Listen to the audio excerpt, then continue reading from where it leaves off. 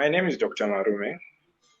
I'm a Zimbabwean doctor, currently a registrar in training at the Central Hospital in Harare. Currently, I am in training. I'm training to be a general surgeon. I'm a surgical registrar. I also double up as a general practitioner, but I'm mainly at school right now as a surgical registrar. So a surgical registrar is someone who is in training to become a specialist. The way our training is set up, you do 5 years doing bachelor's of medicine, bachelor's of surgery. You graduate, you do 2 years of internship. Then after that, you do 1 year either as a senior health officer or as a government medical officer. Then you are free to run your own private practice. After that, if you then decide to specialize, that is masters in medicine, masters in surgery, you then become a registrar. When I finished high school, I applied for undergraduate degree, that is bachelor's of medicine, bachelor's of surgery. So I immediately got a place at the medical school at UZ. That's where I started my undergraduate. So I went direct into medical training. So university life was completely different from high school life, completely different from primary life. There was some form of independence, but because of the nature of the program that I was doing, it was quite hectic, quite busy, because you would do lectures from 8 a.m., sometimes 7 a.m., up to 5 p.m. From 5 p.m. to 6 p.m., you essentially do supper, then you go to the library, you leave library around 12, just studying. The first 2 years, it's what we call the preclinical stage, where essentially you are at University of Zimbabwe doing basic science. So if you're doing anatomy, physiology, behavioral science, not really dealing with patients at that time, you'll be doing the basic science. Then from third year, fourth year, fifth year, you are now doing your clinical attachments and clinical rotations. You start to have hands-on experience with patients. However, what was quite interesting also, it was that time when things were a little bit hectic in the country. I remember it was around 2007, 2008. That's when I was doing my degree. So the economic situation made our lives tough and harder at that time, because we had to survive and also study. But it was an interesting journey. I eventually graduated in 2012, I think. Yes, but it was an interesting journey. In our class, when we started, we were 250, and of the 250, only about 165 graduated from our class. If you work hard and you give your all, the chances of you passing are higher, but there's no guarantee that the fact that you've gotten into first year studying health sciences, you will pass. No, it's not like that. You have to put in the work. Like what I said, there were 250 of us in our class, only 165, and some actually did not even make it. Some actually dropped out second, third year. Some realized they were not met for this program. What I mean by that is someone gets 15 points, for example, and then somehow it's automatic that they're going to do medicine because they want to be a doctor. But during the years, you then realize this is not meant for me. So some will just decide to change program. I have a friend who I started with first year. Around second year, third year, they then figured out this was not for them. Then they went and did engineering, and right now he's flourishing as an engineer. So there are some who then decide to change of career at that time. There are some who will not make it because they failed.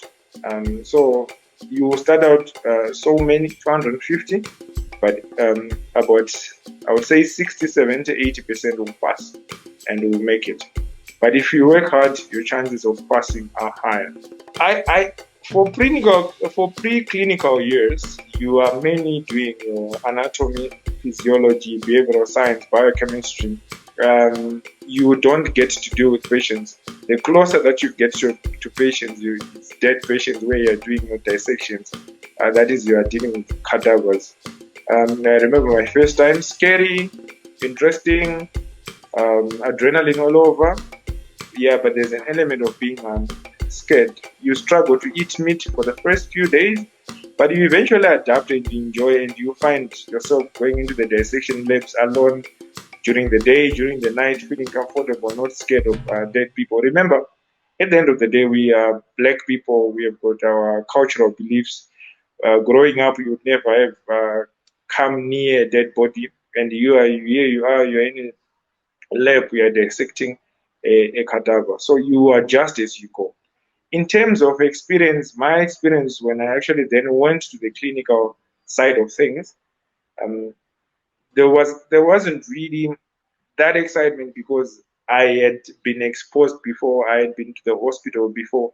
What was the exciting part was the fact that now I was now trained to be a doctor now versus the time that I'd gone in before. I think it's quite amazing. I remember the day the results came out, I couldn't believe that I could now use the title, I'm now a doctor. Um, um, it was quite satisfying. I celebrated, and then you are now walking into the ward. Instead of being a medical student, they are now referring to you as Dr. Marume rather than medical student. But then actually, you then also realize that's when your journey begins. Your professional journey actually begins, because before you were learning like a student. Now you are practicing. You then realize there's actually lots more to learn. Medicine is wide, and there's a lot of information, a lot of knowledge that you need to gather. So you are actually at the starting point. So you start seeing patients, you start gaining the experience, because on day one, you literally have got zero experience. That's why you go through the internship. I can testify even up to now, I'm still learning, I'm still growing, but that time it's an amazing time. You get to learn a lot of things. The internship time is amazing, and it's an important part of your professional growth. Well, I guess the challenges depend on where you are, and what's going on around you, because there are certain things that are affected by things that will be happening in the country at large or in the nation that you are. So on one aspect, you are happy that you are now a professional. Second, you are telling yourself, now I can take care of myself. I can buy things that I want. I can do things that I want.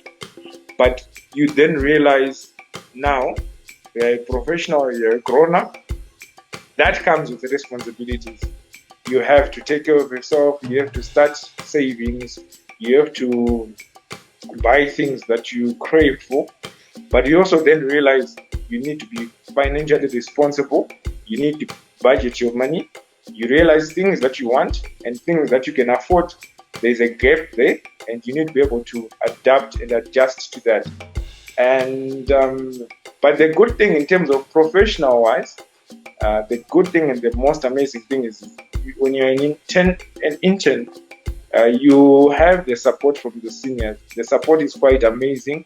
The support is quite good, because you can call them anytime. You can get a response immediately. So challenges are mainly to do with discovering yourself, financial responsibility. Yeah, that's mainly the challenge. And it's also the time that you sort of like choose what you want to do after internship, because you are rotating through rotations and deciding, do I want to be a surgeon? Do I want to be a physician? Do I want to be a pediatrician? So it's also that same time where you are deciding what you want to do, or you want to remain a family practitioner, or you actually want to leave the country. Those are the decisions that you'll be making at that stage of your internship. Otherwise, it's more of a learning, discovering yourself stage. So as for my case, when I finished, I did my internship in Blawa. I was deployed in Blawa. When I finished Blawa at UBH and Pilo, I then decided to go to the district so that I could experience and work and get experience as a standalone practitioner. So I did I was in Rwanda for about 4 years. That's where I was. Again, it's a different experience.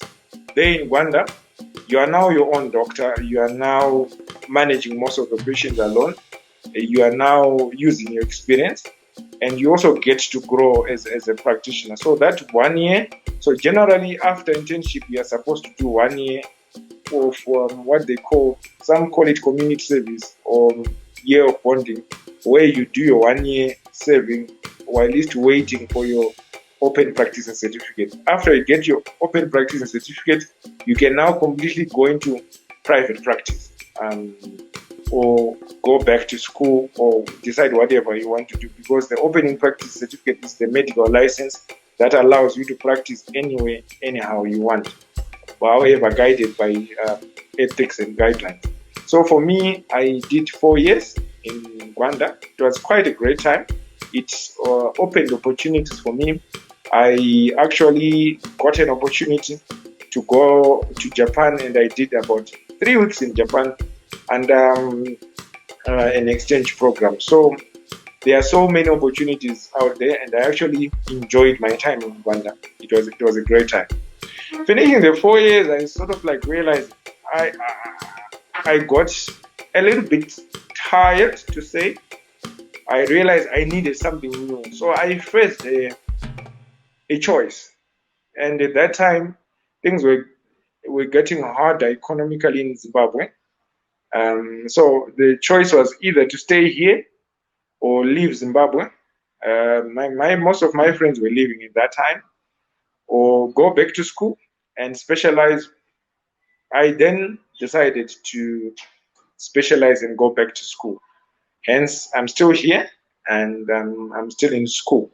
Probably a year or two to the finishing. Hopefully, if you can never say when, but according to the timelines, it's 2 years. But sometimes you can. I'm hoping to pass the exams and qualify in the next 2 years. So in the next 2 years, I should be done. What I'm doing is I'm doing general surgery at the moment. That's what I'm doing. That's what I'm doing at school. So in general, undergraduate is 5 years, plus internship 2 years, plus that senior housing officer here, that's a year. Then for general surgery in general, it's about 4 years.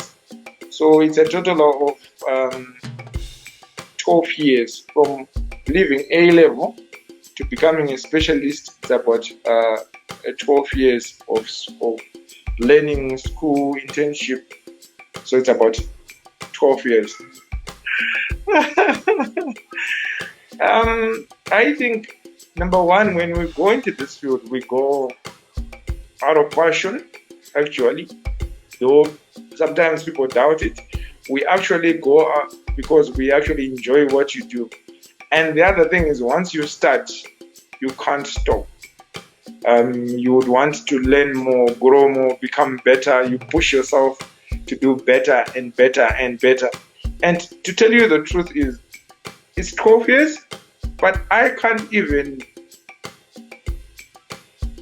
I don't even realize. You only realize it looking back. It's been 12 years. Right now, I feel like I'm still in second, third year. I'm still starting, because our lives are busy. It's hectic, seeing patients, helping patients, solving problems, diagnosing conditions. It's a busy day. You work all the time, so you don't even realize when time passes by.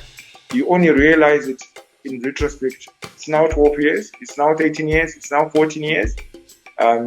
That's the only time that you take note of the time that is lapsed. Otherwise, it's actually all fun. Once you start, you won't go back. Okay, I think I need to put it out there. You see, number one, while at least there are benefits, there are other benefits to being a doctor. There are other rewards to being a doctor. Number one on the list, you see, I see a patient who's sick, who's almost at the dying point, who's struggling, who's in pain, who's got problems, and you help them from that point to recover and be able to walk again. Yes, in as much as we know for a fact that we treat, but God heals. Ultimately, it is God who is the giver of life. But the fact that I could be a vessel and help a person from a point of dying to a point of walking again, there's no feeling that this. I think I've had so many patients whom we had gotten to a point where we were not sure whether they would make it. But they are miracles. And it's good to know that, you know what, I was a part of that. There's also, it's good to have the societal status, but I don't think in Zimbabwe it still applies. I think the last time that I actually enjoyed the status was when you're in the district, when there are only a few of you, maybe in a community there are 2-3 doctors, you then get the status. But for example, if you're in Harare, for you to get that status, it's a little bit of a challenge. So that benefit is still there, I agree, no doubt, especially when people are sick. But I think the landscape is changing. Definitely, we all want the money. Everyone wants the money. We can't deny and lie that we want the money. But I think at the moment in time in Zimbabwe, things are a little bit hard. Monetary rewards, yes, but not as much. So it's mainly when you see a patient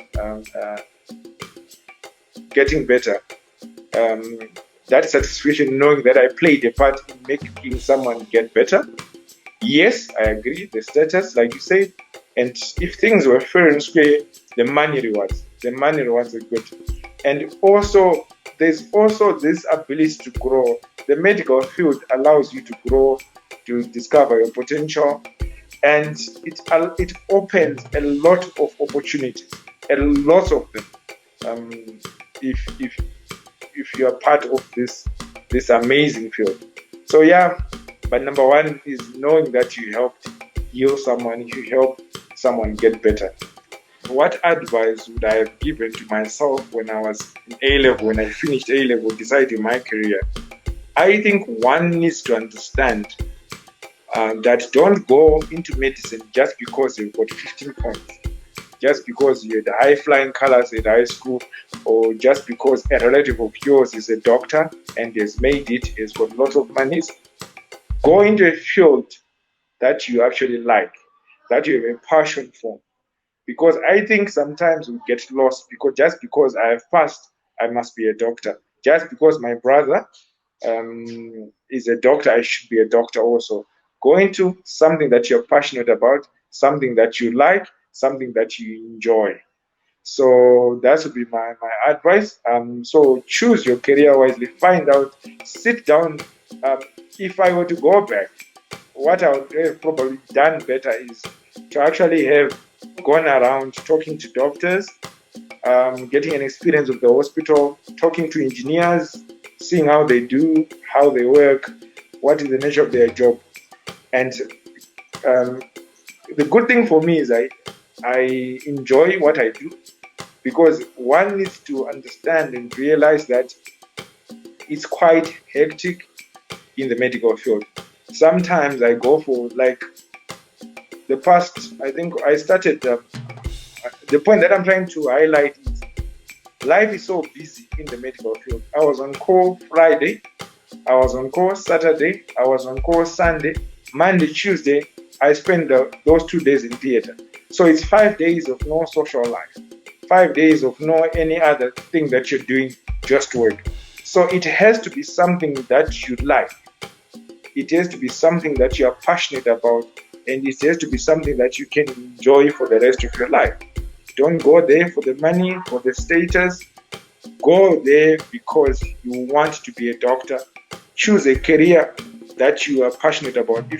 Even if you get 15 points and realize that within you want to be a lawyer, or you want to be an economist, or you want to be an engineer, take that route. Don't do it because your brother, your mother is saying be a doctor. Don't look at those doctors that are driving fancy cars and say, I want to be like them. Yes, those are the benefits of being a doctor, but choose your career out of passion. Realize your strength. Otherwise, you'll be depressed for the rest of your life. For those who are starting their career, it's difficult to say much because I'm also sort of like at the beginning of my career, because I think I graduated about 7 years ago, but majority of the time was internship district. So I'm not yet qualified to give advice to those who are starting. But the little that I can say is, once you start internship, plan your life. Are you staying here? Are you leaving? Are you progressing with your school? Are you specializing? You have a clear path of what you want to do.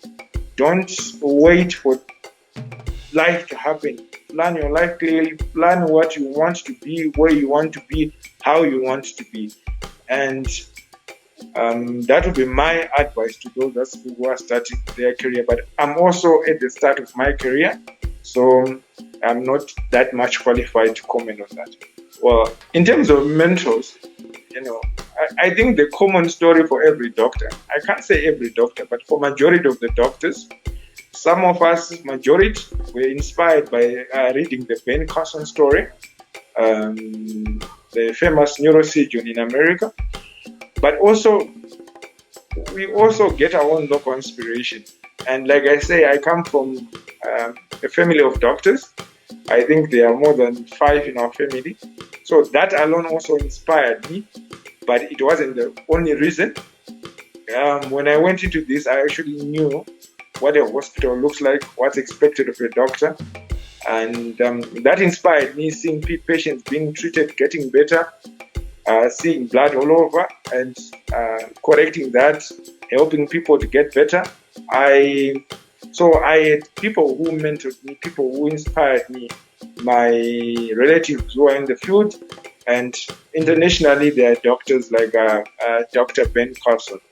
In terms of mentoring others, I actually have a few that I mentor to guide them through their years, because medical school, A-level, it's a stressful time.